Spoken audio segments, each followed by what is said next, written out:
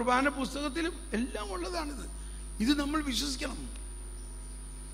ഇത് വിശ്വസിക്കുമ്പോഴാണ് കർത്താവിൽ യേശു മിശിഹായിൽ വിശ്വസിക്കുക എന്ന് പറയുന്നതിൻ്റെ അർത്ഥം.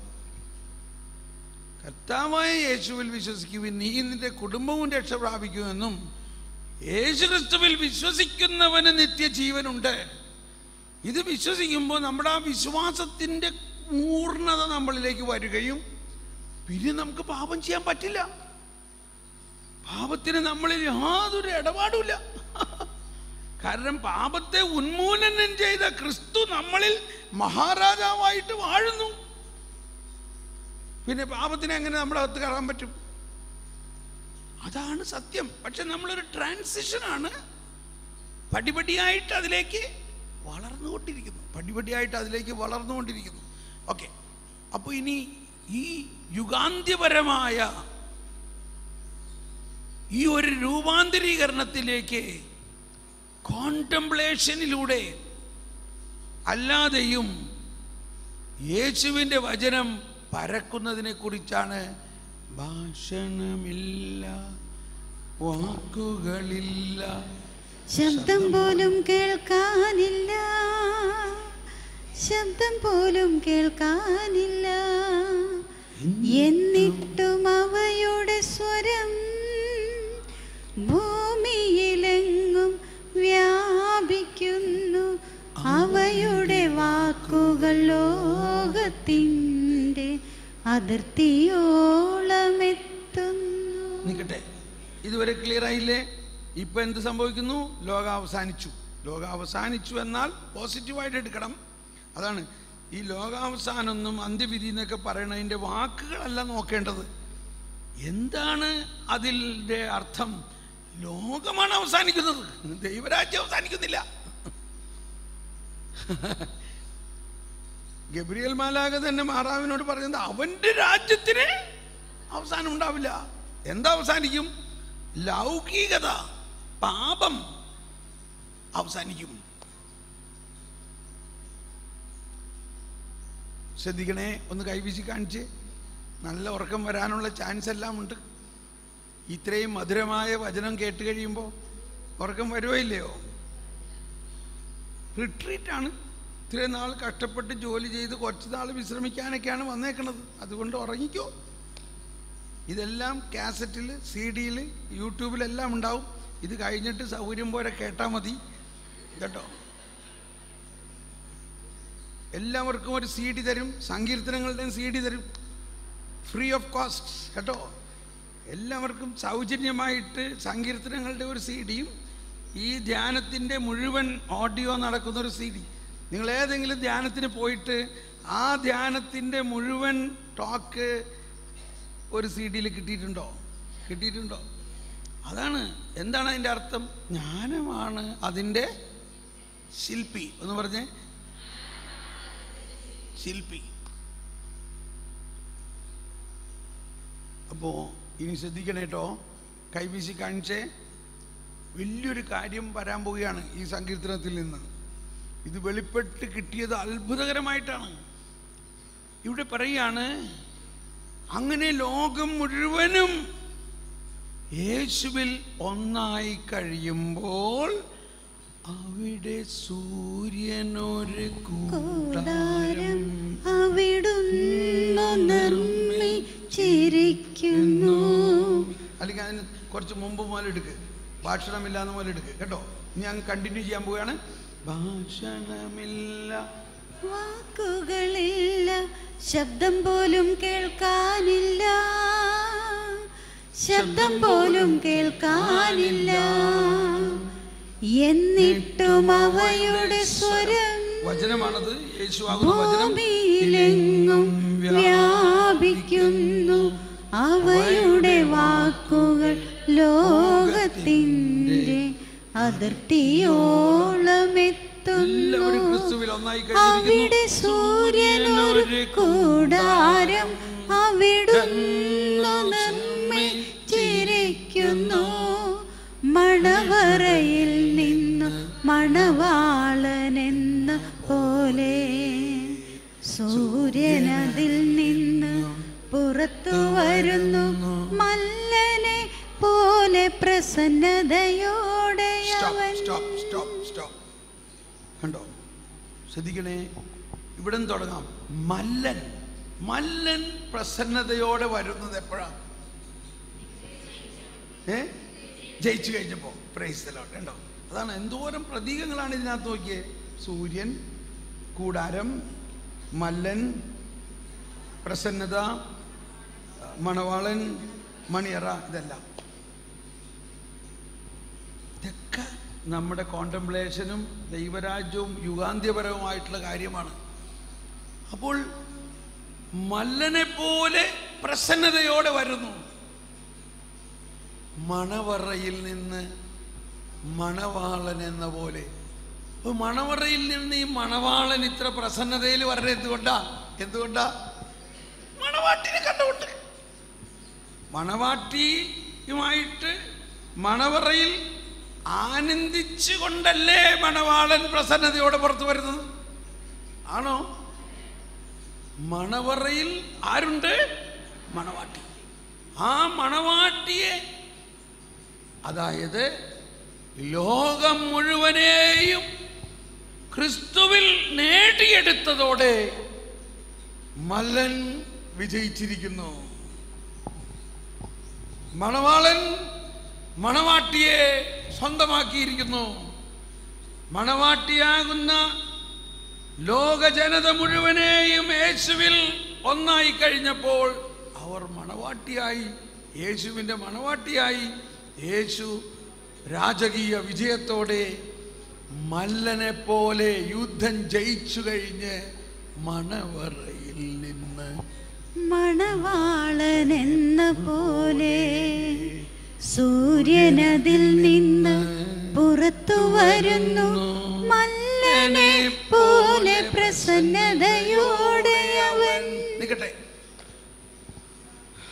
ഇപ്പൊ മനസ്സിലാവില്ലയോ? യുഗാന്ത്യത്തിൽ എല്ലാ ജനതകളെയും നേടിക്കഴിഞ്ഞു കഴിയുമ്പോൾ യേശു മഹാരാജാവ് വിജയശ്രീ ലാളിതനായി എല്ലാ ജനതകളെയും തൻ്റെ മണവാട്ടിയാക്കി മാറ്റിക്കഴിയുമ്പോൾ സൂര്യനെ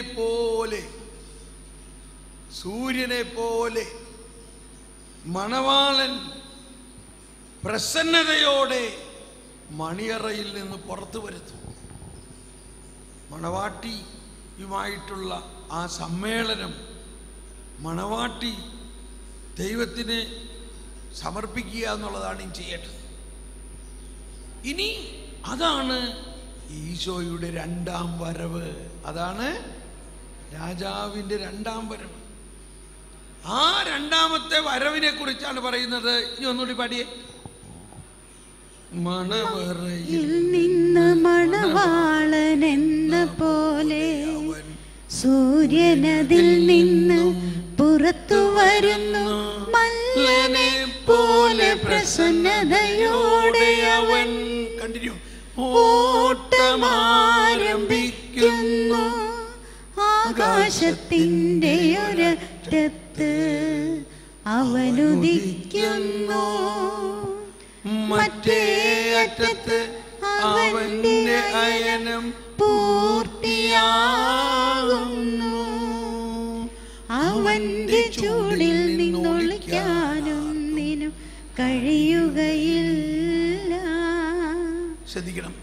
ഇപ്പോ സൂര്യനെ വലിയൊരു പ്രതീകമായിട്ട് കാണിച്ചിരിക്കുന്നതിൻ്റെ ഉദ്ദേശം, ദൈവത്തിന് ഈശോയുടെ രണ്ടാം വരവിൽ സൂര്യനെ പോലെ, സൂര്യനേക്കാൾ ശോഭയോടെ എന്നെല്ലാം പറയുമ്പോൾ മനസ്സിലാക്കേണ്ട ഒരു കാര്യം ഇതാണ്.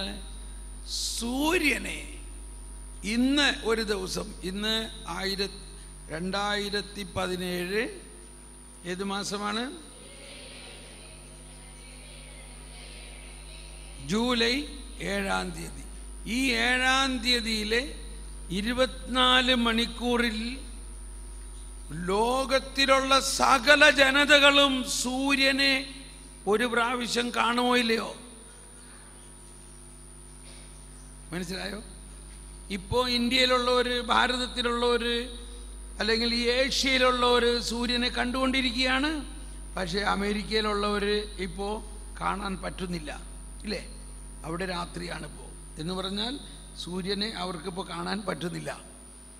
അങ്ങനെ കുറച്ച് കഴിയുമ്പോൾ ഭൂമി ഇങ്ങനെ കറങ്ങി കറങ്ങി വൈകുന്നേരമാകുമ്പോഴേക്കും നമുക്ക് ഇനി സൂര്യനെ കാണാൻ പറ്റില്ല, എന്നാൽ അമേരിക്കയിലുള്ളവർ മറ്റ് രാജ്യക്കാരെല്ലാം കാണാൻ പറ്റും എന്ന പോലെ എന്ന അർത്ഥത്തിൽ ഒരു ദിവസത്തിൽ ഒറ്റ ദിവസം കൊണ്ട് 24 മണിക്കൂർ കൊണ്ട് ലോകത്തിലുള്ള സകല ജനതകൾക്കും ഒരു ദിവസം കൊണ്ട് സൂര്യനെ ദർശിക്കാൻ പറ്റും. നഗ്നനേത്രം കൊണ്ട് ദർശിക്കാൻ പറ്റുമോ ഇല്ലയോ? എന്ന പോലെ യുഗാന്ത്യത്തിൽ പഠിക്കോ സൂര്യൻ അതിൽ നിന്നും പുറത്തു വരുന്നു മല്ലനെ പോലെ പ്രസന്നതയോടെ അവൻ ഓട്ടമാരംഭിക്കുന്നു. ആകാശത്തിന്റെ ഒരറ്റത്ത് അവനുദിക്കുന്നു, മറ്റേ അറ്റത്ത് അവന്റെ അയനം പൂർത്തിയാകുന്നു. ഒരു ദിവസം, ഒറ്റ ദിവസം കൊണ്ട് അവന്റെ ചൂടിൽ നിന്നൊളിക്കാനൊന്നിനും കഴിയുകയില്ല. കണ്ടോ? ആ ഒറ്റ ദിവസം കൊണ്ട് ലോകത്തിലുള്ള സകല ജനതകൾക്കും അവൻ ചൂട് നൽകും. അവനൊരു പുതിയ ചൂട് നൽകും, ഒരു പുതിയ പ്രകാശം നൽകും, ഒരു പുതിയ ജീവൻ നൽകും, ഒരു പുതിയ ആകാശം, ഒരു പുതിയ ഭൂമി ഉണ്ടാകും. Praise the Lord. അതാണ് യുഗാന്ത്യം. അവന്റെ ചൂടിൽ നിന്ന് ഒളിക്കാൻ ആർക്കും കഴിയുകയില്ല. അത്രയ്ക്ക് പോസിറ്റീവായിട്ട് വേണം ഇതിനെ ചിന്തിക്കാൻ. ഇനി നമ്മൾ യുഗാന്ത്യത്തെക്കുറിച്ചും മരണാനന്തര ജീവിതത്തെക്കുറിച്ച് ഞാൻ പിന്നീട് സംസാരിക്കും. മരണാനന്തര ജീവിതത്തിൽ 8 കാര്യങ്ങളാണുള്ളത്. ഒന്ന്, ശരീരത്തിൻ്റെ ഉയർപ്പ്. ഇന്ന് തന്നെ നമ്മൾ ശരീരത്തിൻ്റെ ഉയർപ്പിൽ എന്താ വിശ്വസിക്കേണ്ടത്? നമ്മുടെ ശരീരം ഉയർക്കുമോ? ഉയർക്കും. നിത്യമായ ജീവിതത്തിൽ 7 കാര്യങ്ങളുണ്ട്. എന്താണത്? മരണം. എന്താണ് മരണം? മരിക്കുമ്പോൾ എന്ത് സംഭവിക്കുന്നു? തനത് വിധി. അതിനുശേഷം സ്വർഗം, ശുദ്ധീകരണ സ്ഥലം, നരകം, അന്ത്യവിധി, അന്ത്യവിധി. അതിൽ തന്നെയാണ് വീണ്ടും വരവ്, പുതിയ ആകാശം, പുതിയ ഭൂമി. എന്തോ വിട്ടുപോയോ? എന്തൊക്കെയാണ് 8 കാര്യങ്ങൾ? 1, ശരീരത്തിൻ്റെ ഉയർപ്പ്. 2, മരണം. 3, തനത് വിധി. 4, സ്വർഗം. 5, ശുദ്ധീകരണ സ്ഥലം. 6, നരകം. 7, അന്ത്യവിധി അല്ലെങ്കിൽ പൊതുവിധി. 8, പുതിയ ആകാശവും പുതിയ ഭൂമി. ഇത്രയും നമ്മൾ മനസ്സിലാക്കും. ചിലപ്പോൾ ഇന്ന് വൈകുന്നേരം അല്ലെങ്കിൽ നാളെ ആയിരിക്കാം. അപ്പോൾ അതുകൊണ്ട് ആരും ഇപ്പോൾ അതിനെക്കുറിച്ച് ഉത്കണ്ഠപ്പെടേണ്ട. എന്ത് സംഭവിക്കും അന്ത്യവിധി സമയത്ത്, നമ്മുടെ അവസ്ഥ എന്താണെന്നൊക്കെ ഉള്ളത് വലിയ ആഗ്രഹമല്ലേ? അതെല്ലാം ക്ലിയറാക്കാം കേട്ടോ. നമ്മൾ എല്ലാവരും വലതുഭാഗത്ത് തന്നെ ആയിരിക്കും, ഒന്നും പേടിക്കണ്ട. ആണോ അല്ലയോ? അല്ലേ? എൻ്റെ ശരീരം ഭക്ഷിക്കും എൻ്റെ മാനവനെന്നിൽ നിവസിക്കും, അവനിൽ ഞാനും നിശ്ചയമായി. വിധിയിൽ വീഴാതവനെ ഞാൻ അന്തിമ ദിവസമുയർപ്പിക്കും. നിത്യായുസ്സവനേകും ഞാൻ, ഏവം നാഥനരുൾ ചെയ്തു. ഒരിക്കലൊരു സിസ്റ്റർ പറഞ്ഞേ, ബ്രദറെ എനിക്ക് ഭയങ്കര പ്രയാസമുണ്ട്. എന്താ സിസ്റ്ററെ? പറയൂ, അതിനെല്ലാത്തിനും പരിഹാരമുണ്ട്. സിസ്റ്റർ കർത്താവിൻ്റെ പ്രത്യേകം തിരഞ്ഞെടുക്കപ്പെട്ട ഒരാൾ. അല്ല, എൻ്റെ കാര്യമല്ല, അല്ലെങ്കിൽ എൻ്റെ കാര്യമെന്ന് തന്നെ പറയാം. എൻ്റെ അമ്മ മരിച്ചിട്ട് 2 വർഷമായി. അമ്മ എന്നേക്കാളൊക്കെ വലിയ ഭക്തിയുള്ളവളായിരുന്നു. തീർച്ചയായിട്ടും അതുകൊണ്ടല്ലേ നിങ്ങളൊക്കെ മഠത്തിൽ വന്നത്, ഇല്ലേ? ആണോ അല്ലയോ? പക്ഷെ ഇപ്പോൾ ഒരു ബ്രദർ അവിടെ വീട്ടിൽ പ്രാർത്ഥിക്കാൻ വന്നിട്ട് പറഞ്ഞു, അമ്മയുടെ ആത്മാവ് ഇവിടെ തന്നെ കറങ്ങിയടിച്ച് നടക്കാണെന്ന് പറഞ്ഞു. അമ്മയുടെ ആത്മാവ് സ്വർഗത്തിൽ പോയിട്ടില്ല. അത് കേട്ടപ്പോൾ മുതൽ എനിക്ക് ഒരു സമാധാനമില്ല. ഒന്ന് പ്രാർത്ഥിച്ചു നോക്കിയേ, അമ്മയുടെ ആത്മാവ് എവിടെയാന്ന്. ഞാൻ പറഞ്ഞു, എൻ്റെ സിസ്റ്ററെ, അപ്പം ഇതിനൊക്കെ ഉത്തരം നമുക്ക് പിന്നെ കേൾക്കാം കേട്ടോ, ഇപ്പം പറയണ്ട. എന്താ നമ്മുടെയൊക്കെ ഒരവസ്ഥ ഒന്ന് ആലോചിച്ച് നോക്കി.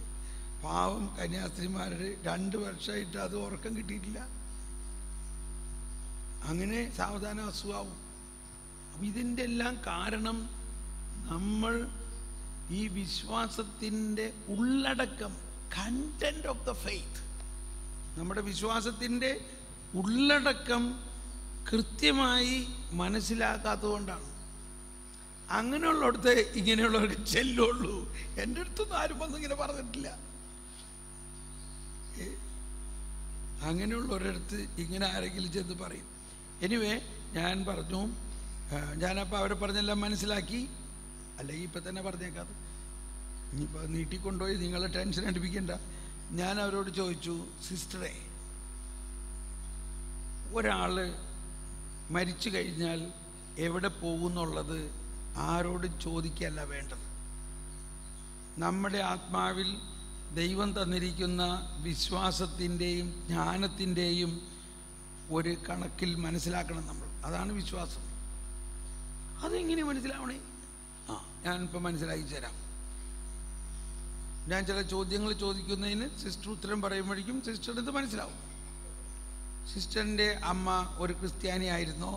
പിന്നെ ഞങ്ങളൊക്കെ ഒരു പോയിൻ്റാണേ. എന്ന് പറഞ്ഞാൽ ജ്ഞാനസ്നാനം സ്വീകരിച്ചോ? അപ്പം ജ്ഞാനസ്നാനത്തിൽ എന്ത് കിട്ടി? അപ്പം നമ്മളെല്ലാ കുർബാനയിൽ ജീവൻ്റെ അടയാളത്താൽ മുദ്ര കുത്തപ്പെട്ടവരില്ലേ? സ്വർഗരാജ്യത്തിൻ്റെ അവകാശിയാണ്. സ്വർഗരാജ്യത്തിലേക്ക് പ്രവേശനം തടയുന്ന യാതൊന്നും ആ വ്യക്തിയിൽ നിലനിൽക്കുന്നില്ല. അങ്ങനെ ജീവന്റെ അടയാളത്താൽ മുദ്ര കുത്തപ്പെട്ട ആ മുദ്ര മാറ്റാൻ ഒരു ശക്തിക്കും സാധ്യമല്ല. ഒരു പാപത്തിനും, കാറ്റഗിസം 1272, ഒരു പാപത്തിനും സാധ്യമല്ല. മാമോദിസ സ്വീകരിച്ച വ്യക്തി മാമോദിസ വഴി ക്രിസ്തുവിന്റെ ശരീരത്തിലേക്ക് ചേർക്കപ്പെട്ട് ക്രിസ്തുവിനോട് അനുരൂപപ്പെടുന്നു. മാമോദിസ മായ്ക്കാനാവാത്ത ഒരാധ്യാത്മിക മുദ്ര കൊണ്ട് ക്രൈസ്തവനെ അടയാളപ്പെടുത്തുന്നു. ക്രിസ്തുവിന്റെ സ്വന്തമായി തീർന്നതിന്റെ മുദ്രയാണത്. അപ്പം ഞാൻ അതിൻ്റെ കൂടെ ഇങ്ങനെ സാധാരണ പറയാറുള്ളൊരു ഉദാഹരണമാണ്. ഞാൻ അതും പറഞ്ഞു. ഓസ്ട്രിയയിൽ നമ്മുടെ ശുശ്രൂഷ ചെയ്യുന്ന സമയത്ത് ഒരു അമ്മച്ചി വന്നിട്ട് പറഞ്ഞു, ഞാൻ എൻ്റെ കല്യാണം അനോൾമെൻറ്റ് ചെയ്യണം. ഞാൻ പറഞ്ഞു, നിൻ്റെ കല്യാണം അനോൾമെൻറ്റ് ചെയ്യണം? നിൻ്റെ ഭർത്താവും നിനക്ക് 3 വലിയ കുട്ടികളൊക്കെ ഉള്ളതല്ലേ. അയാൾ ക്രിസ്തു മതം ഉപേക്ഷിച്ച് ബുദ്ധമതത്തിൽ പോയിരിക്കുകയാണ്. അത് ശരിയായിരിക്കാം, അതും കല്യാണവുമായിട്ട് എന്ത് ബന്ധം? ഞാനെങ്ങനെയാ ബുദ്ധമതത്തിൽ പോയ ആളുടെ കൂടെ കിടക്കണേ? എനിക്ക് പറ്റൂല എന്ന്. കല്യാണം അസാധുവാക്കുന്നത് ഇപ്പോഴത്തെ അവസ്ഥ കൊണ്ടല്ല, കല്യാണം നടന്നപ്പോൾ അത് അസാധുവായിട്ട് നടന്നിട്ടുണ്ടെങ്കിലാണ് അസാധുവാക്കണത്. മനസ്സിലാവുന്നുണ്ടോ? ഇച്ചിരി നിങ്ങളിതൊക്കെ അറിഞ്ഞിരിക്കണമല്ലാണ് ഇല്ലേ? കല്യാണം ഇപ്പം എന്തെങ്കിലും അസൗകര്യമാണെന്നും പറഞ്ഞിട്ട് അസാധുവാക്കാൻ പറ്റൂല. അത് നടന്ന സമയത്ത് നിങ്ങൾ വിവാഹമെന്ന കൂദാശ സ്വീകരിച്ചത് പൂർണ്ണ ബോധ്യത്തോടെയും മനസ്സോടെയും ആരോഗ്യത്തോടെയും കറക്റ്റ് ചിന്തിച്ചിട്ടൊക്കെ ആണോ? അന്നൊക്കെ അങ്ങനെ തന്നെയായിരുന്നു. എങ്കിൽ പിന്നെ അത് അസാധുവാക്കാൻ പറ്റില്ല. എന്താ നിന്റെ കാര്യം? അയാൾ നാളെ തായ്ലൻഡിലേക്ക് പോവുകയാണ്, ബുദ്ധ മൊനാസ്ട്രിയിലേക്ക് പോവുകയാണ്.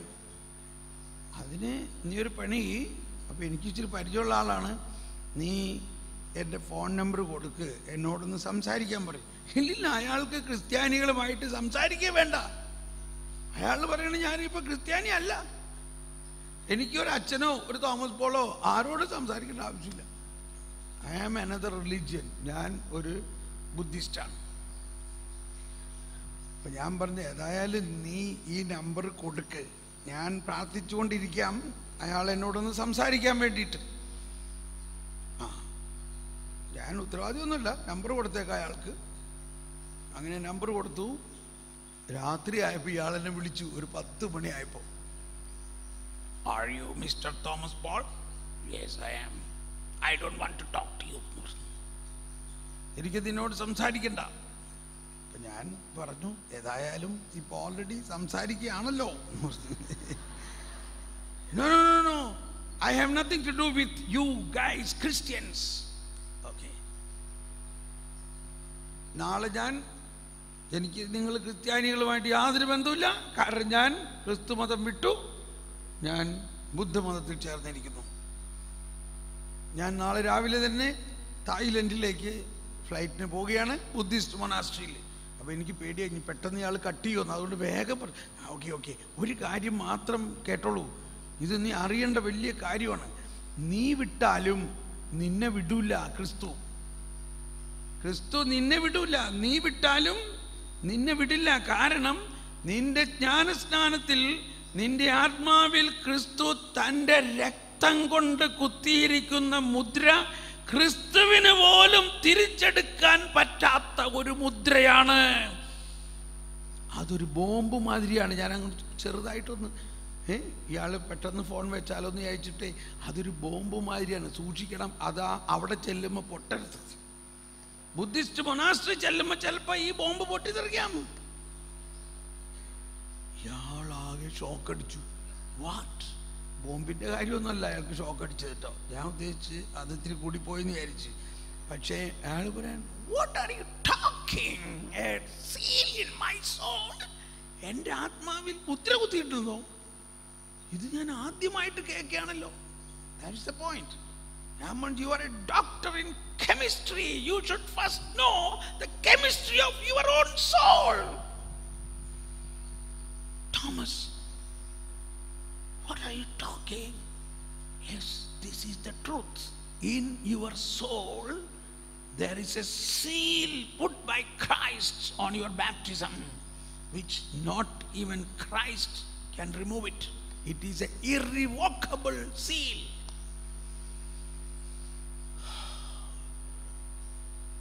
ഇത് ഞാൻ ആദ്യമായിട്ടാണല്ലോ കേൾക്കുന്നത്. Maybe that is your fault. You should know this. I want to know more about it. But Thomas, now I must go. I will come back in 3 months' time. Then I will come to you. All right, no problem. I have no hurry because the seal is in you. Even if you change, the seal is not going to change. എന്നിട്ട് 3 മാസം കഴിഞ്ഞു. പെട്ടെന്ന് എനിക്കൊരു phone വന്നു. ഞാനിതൊക്കെ മറന്നുപോയി. I am so and so. You remember that time we had a discussion about that stamp in the soul of Christ? Yeah. Now I am back. ഞാനിപ്പോൾ വന്നിരിക്കുന്നു. ഞാൻ എയർപോർട്ടിൽ നിന്നാണ് സംസാരിക്കുന്നത്. എനിക്ക് വേഗം മനസ്സിലാക്കണം, എനിക്ക് വേഗം പറയും. അപ്പോൾ എനിക്ക് മനസ്സിലായി ഈ 3 മാസം അയാൾ എങ്ങനെ അവിടെ ഇരുത്തേന്ന്. ഇയാൾ എയർപോർട്ടിൽ ഇറങ്ങിയ ഉടനെ എന്നെ ഫോൺ വിളിച്ചു, എനിക്കിപ്പോൾ തന്നെ നിന്നെ വന്ന് കാണണം. അങ്ങനെ എന്നെ വന്ന് കണ്ടു. അയാളെ ആ അടുത്ത ആഴ്ചയിൽ 5 ദിവസം നീണ്ടു നിൽക്കുന്ന ഇതേമാതിരത്തെ ഒരു സെമിനാർ ഉണ്ടായിരുന്നു, ജർമ്മൻ ആസ്ട്രിയക്കാർക്ക് വേണ്ടിയിട്ട്. ആ സെമിനാറിൽ ഞാൻ പറയും, നീ അതിലങ്ങ് കൂട്, നീ അങ്ങ് കേക്ക്, ഇതെല്ലാം പഠിക്ക്. പഠിച്ചു കഴിഞ്ഞപ്പോൾ അയാൾ പറയാണ്, ഇതൊന്നും ഞാൻ ഇത്രയും പ്രായമായിട്ട് അറിഞ്ഞില്ലല്ലോ. എൻ്റെ ജ്ഞാനസ്നാനം ഇത്രയും വലിയ ഒരു രഹസ്യമാണെന്നും ഒരു നിധിയാണെന്നും അതിൽ ഇന്നിന്ന ഞാൻ അറിഞ്ഞില്ലല്ലോ. എന്നിട്ട് അയാൾ അതിനെക്കുറിച്ച് അനുദപിച്ച് കുമ്പസാരിച്ച് ബാപ്റ്റിസം റിന്യൂ ചെയ്ത് became a good Christian. അപ്പോൾ ഇയാളൊരു കെമിസ്ട്രിയിൽ PhD എടുത്ത ആളാണെങ്കിലും അയാൾക്ക് അയാളുടെ ആത്മാവിൻ്റെ കെമിസ്ട്രി, ഒരു ക്രിസ്ത്യൻ കെമിസ്ട്രി അറിഞ്ഞൂടാ. എന്താ Christian chemistry? Christ has put a stamp in our soul which even Christ cannot remove it. It is irrevocable. Irrevocable. അത്രയ്ക്ക് വലിയ വില പിടിപ്പുള്ളവരാണ്. അപ്പൊ ഞാൻ ഈ കന്യാസ്ത്രീയോട് ഇതൊക്കെ പറഞ്ഞു. അതുകൊണ്ട് നിങ്ങളുടെ അമ്മ എല്ലാ ദിവസവും ജ്ഞാനസ്നാനം സ്വീകരിച്ചപ്പോൾ തന്നെ കുത്തിയിരിക്കുന്ന ഈ സ്റ്റാമ്പ് അവളെ സ്വർഗത്തിൽ കൊണ്ടുപോകാനുള്ള പാസ്പോർട്ടും വിസയും എല്ലാമാണ്. അതിൻ്റെ ഗ്യാരണ്ടിയാണ് ക്രിസ്തുവും പരിശുദ്ധാത്മാവും. ക്രിസ്തുവും പരിശുദ്ധാത്മാവും ഇനി ഈ മാമോദീസ സ്വീകരിച്ച ഇവൾ, ക്രിസ്തുവിൻ്റെ ശരീരത്തിൻ്റെ ഭാഗമായ ഇവൾ, ക്രിസ്തുവിൻ്റെ ഭവനത്തിലെ അംഗമായ ഇവൾ, സ്വർഗരാജ്യത്തിലെ അവകാശിയായ ഇവൾ, അപ്പസ്തോലന്മാരുടെ കുടുംബത്തിലെ അംഗമായ ഇവൾ എന്ത് തെറ്റ് ചെയ്താൽ പോലും അതിന് പരിഹാരം ചെയ്ത് അവളെ സ്വർഗത്തിൽ കൊണ്ടുപോകാൻ കർത്താവ് ഈശോ മിശിഹ ബാധ്യസ്ഥനാണ്. ഇനി ചോദിച്ചു, അമ്മ വല്ലപ്പോഴൊക്കെ പള്ളി പോകാറുണ്ടോ? ഞാനൊരു പ്രൊവോക്ക് ചെയ്യണമായിട്ട് ചോദിച്ചതാണ്. വല്ലപ്പോഴൊക്കെ പള്ളി പോകാറുണ്ടോ? അയ്യോ, അമ്മ എല്ലാ ദിവസവും പള്ളി പോകാറുണ്ട്. നമുക്കറിയാം, പക്ഷെ അതൊന്നും മനസ്സിലാവുന്നില്ലേ? ഈ ബ്രദർ പറഞ്ഞ അമ്മയുടെ ആത്മാവ് ഇവിടുന്ന് കറങ്ങണം എന്ന് പറഞ്ഞപ്പോൾ ഒക്കെ മറന്നുപോയി. അമ്മ എല്ലാ ദിവസവും ആ പള്ളിയിൽ പോയിട്ടേ ആ കുർബാനയുടെ അവസാനത്തിൽ അച്ഛൻ പാടുന്ന പാട്ടൊന്ന് പാടിയേ. സിസ്റ്ററിനോട് പറഞ്ഞു. അപ്പോൾ സിസ്റ്റർ പതുക്കെ ചിരിക്കാൻ തുടങ്ങി. കാര്യം മനസ്സിലായപ്പോഴും എന്താ, എൻ്റെ ശരീരം ഭക്ഷിക്കും, എൻ്റെ രക്തം പാനം ചെയ്യും, മാനവനെന്നിൽ നിവസിക്കും, അവനിൽ ഞാനും നിശ്ചയമായി, വിധിയിൽ വീഴാതവനെ ഞാൻ അന്തിമ ദിവസമുയർപ്പിക്കും, നിത്യായുസ്സവനേകും ഞാൻ, ഏവം നാഥനരുൾ ചെയ്തു. ഇത്രയും ഞാൻ പറഞ്ഞപ്പോഴേക്കും ഈ സിസ്റ്റർ പൊട്ടിക്കരഞ്ഞ് മുട്ടുകുത്തി, അവിടെ മുട്ടുകുത്തി അങ്ങ് സാഷ്ടാംഗം വീണ്, കർത്താവ് എന്നോട് ക്ഷമിക്കണേ, എൻ്റെ അവിശ്വാസത്തെ പ്രതി എന്നോട് ക്ഷമിക്കണേ. അതാണ് നമ്മൾ എല്ലാ ദിവസവും സ്വീകരിക്കുന്ന ഈ കുർബാന. അത്രയ്ക്ക് സ്വർഗരാജ്യത്തിൻ്റെ മുഴുവൻ ഗ്യാരണ്ടി നമുക്ക് തന്നിട്ടാണ്. ഇതെന്തിനാണ് അവ പറഞ്ഞത്? അപ്പോൾ നമ്മുടെ വിശ്വാസം, പ്രത്യേകിച്ച് സിസ്റ്റർമാരെ നിങ്ങളെ കുറ്റം പറയല്ല, എല്ലാവരും നിങ്ങളെ കാണുന്നത് വിശ്വാസത്തിൻ്റെ ഒരു സ്തംഭമായിട്ടാണ്. നമ്മളെല്ലാവരെയും മറ്റുള്ളവർ നമ്മളിൽ നിന്ന് പ്രതീക്ഷിക്കണത്. നമുക്ക് വേണ്ടത് ഒരുപാട് ആളുകളൊന്നുമല്ല, ഒരു മദർ ത്രേസ്യ കൂടി മതി ഈ ലോകം മുഴുവനെയും പുതിയതാക്കാൻ. ഒരു കൊച്ചു ത്രേസ്യ കൂടി മതി, ഒരു ഫ്രാൻസിസ് അസീസ് കൂടി മതി. ഒരുപാട് ആൾക്കാരൊന്നും വേണ്ട, പക്ഷെ വീര്യമുണ്ടാകണം. വീര്യമുള്ള പുളിപ്പുള്ള ദൈവരാജ്യത്തിൻ്റെ ഈ സുവിശേഷം നിറഞ്ഞു നിൽക്കുന്ന ഒരു കന്യാസ്ത്രീ, ഒരു മദർ ത്രേസ്യ, ഒരു കൊച്ചു ത്രേസ്യ മതി ലോകം മുഴുവനെയും മാറ്റാൻ. നിങ്ങൾ ആരെന്നും നിങ്ങൾ എന്തെന്നും നിങ്ങൾ യഥാർത്ഥത്തിൽ അറിയുമെങ്കിൽ നിങ്ങൾ ഈ ലോകത്തെ മുഴുവനും തകിടം മറിക്കും. ആര് പറഞ്ഞതാ? ആര് പറഞ്ഞതാ? ആര് പറഞ്ഞതാ? സിഎൻഐയിലെ വിശുദ്ധ കത്തറീന. ഇത് ജോൺ പോൾ രണ്ടാമൻ ഒരുപാട് പ്രാവശ്യം പറയാറുണ്ട്, പ്രത്യേകിച്ച് യുവതി യുവാക്കളോട്. നിങ്ങൾ ആരെന്നും നിങ്ങൾ എന്തെന്നും നിങ്ങളിൽ ആരെന്നും അറിയാമെന്നുണ്ടെങ്കിൽ നിങ്ങൾ ഈ ലോകത്തെ മുഴുവനും തകിടം മറിക്കും. അത്രയ്ക്ക് വലിയൊരു വീര്യമാണ് ഓരോ ക്രിസ്ത്യാനിയിലും ഉള്ളത്. ഇത് നമ്മൾ കണ്ടെത്തും, അത് തുറക്കപ്പെടും. നമ്മൾ ഒന്നും ചെയ്യണ്ട. രാത്രി മുഴുവനും അധ്വാനിച്ചിട്ട് എനിക്കൊന്നും കിട്ടിയില്ല കർത്താവേ, ഇന്ന് നിനക്ക് കിട്ടൂടാ, ഇന്ന് നിനക്ക് കിട്ടും. അതാണ് പിന്നെ പത്രോസ്, നീ പറഞ്ഞ മാതിരി ഞാൻ മലയിറക്കാം. നീ പറഞ്ഞ വാക്ക്, ക്രിസ്തുവിൻ്റെ വാക്ക്, ക്രിസ്തു വള്ളത്തിൽ, ക്രിസ്തു ഹൃദയത്തിൽ വലയിറക്കൂ. ലോകം മുഴുവനും തകിടം മറിക്കുന്നു. കടലിലുള്ള മുഴുവനും മത്സ്യം, അതിൻ്റെ ഭാരം കൊണ്ട് അവർക്ക് വള്ളം മുങ്ങാൻ പോണു. അപ്പോൾ അവൻ അടുത്ത് നിരുന്ന വള്ളക്കാർക്ക് ആംഗ്യം കാണിച്ചു. അപ്പൊ ആംഗ്യം കാണിച്ചു, അവരവിടെ റെഡി ആയിട്ടിരിക്കുകയായിരുന്നു. അതാണ് കമ്പാനിയൻസ്. അതാണ് ദൈവവിളിയുള്ളവർ. ദൈവവിളിയുള്ളവർ അവിടെ നിൽക്കുന്നുണ്ട്. അവരെ വിളിച്ച് നിർത്തിയിരിക്കുകയാണ് നിങ്ങളുടെ മഠത്തിൽ ചേർക്കാൻ. നിങ്ങൾ ഒരാംഗ്യം കാണിച്ചാൽ മതി, അവരൊക്കെ വരും. അവരൊക്കെ വരും. കർത്താവ് അവരവിടെ ഒരുക്കി വെച്ചിരിക്കുകയാണ്. പക്ഷെ നിങ്ങളുടെ വള്ളത്തിൽ ആരുണ്ടാകണം? കർത്താവ് ഉണ്ടാകണം. കർത്താവിൻ്റെ വചനം, കർത്താവിൻ്റെ രക്ഷയുടെ ഈ സുവിശേഷം നിങ്ങളുടെ മീൻപിടുത്തം ശക്തമാകണം. അപ്പോൾ വള്ളക്കാർ വേറെ വരും. 2 വള്ളവും മുങ്ങോളം. എന്തോ ഒരു സമൃദ്ധിയാണ്. നമുക്കൊന്ന് നന്ദി പറഞ്ഞ് പ്രാർത്ഥിക്കാം. കർത്താവേ സ്തോത്രം, യേശുവേ നന്ദി. Hallelujah, hallelujah. പരിശുദ്ധാത്മാവേ നന്ദി, പരിശുദ്ധാത്മാവേ നന്ദി. ഭാഷണമില്ല, വാക്കുകളില്ല, ശബ്ദം പോലും കേൾക്കാനില്ല, ശബ്ദം പോലും കേൾക്കാനില്ല. എല്ലാവരും ചേർന്ന് പാടാം. എന്നിട്ടും അവയുടെ സ്വരം ഭൂമിയിലെങ്ങും വ്യാപിക്കുന്നു. അവയുടെ വാക്കുകൾ ലോകത്തിൻ്റെ അതിർത്തിയോളമെത്തുന്നു. അവിടെ സൂര്യനൊരു കൂടാരം അവിടുന്ന് നിർമ്മിച്ചിരിക്കുന്നു. മണവറയിൽ നിന്ന് മണവാളനെന്ന പോലെ സൂര്യനതിൽ നിന്ന് പുറത്തു വരുന്നു. മല്ലനെ പോലെ പ്രസന്നതയോടെ അവൻ ഓട്ടമാരംഭിക്കുന്നു. ആകാശത്തിൻ്റെ ഒരറ്റത്ത് അവനുദിക്കുന്നു,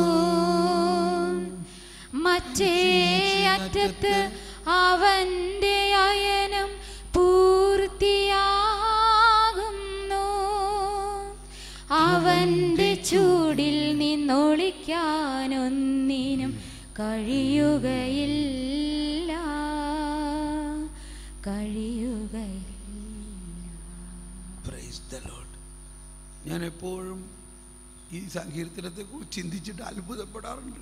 ഈശോയ്ക്ക് 1000 വർഷങ്ങൾക്ക് മുമ്പ് രചിക്കപ്പെടുകയും ഇസ്രായേൽ ജനം എല്ലാ ദിവസവും പാടുകയും മാതാവും ഔസേപിതാവും ഈശോയും എല്ലാ ദിവസവും പാടുകയും ചെയ്തിരുന്നത് മുഴുവനും ഇനി വരാനിരിക്കുന്ന ഇത് കൃത്യമായിട്ട് യുഗാന്ത്യത്തെക്കുറിച്ചാണെന്ന് മനസ്സിലാവുന്നുണ്ടോ ഇല്ലയോ? പക്ഷെ ഇത് നമുക്ക് മനസ്സിലായത് ഇപ്പോഴാണ്.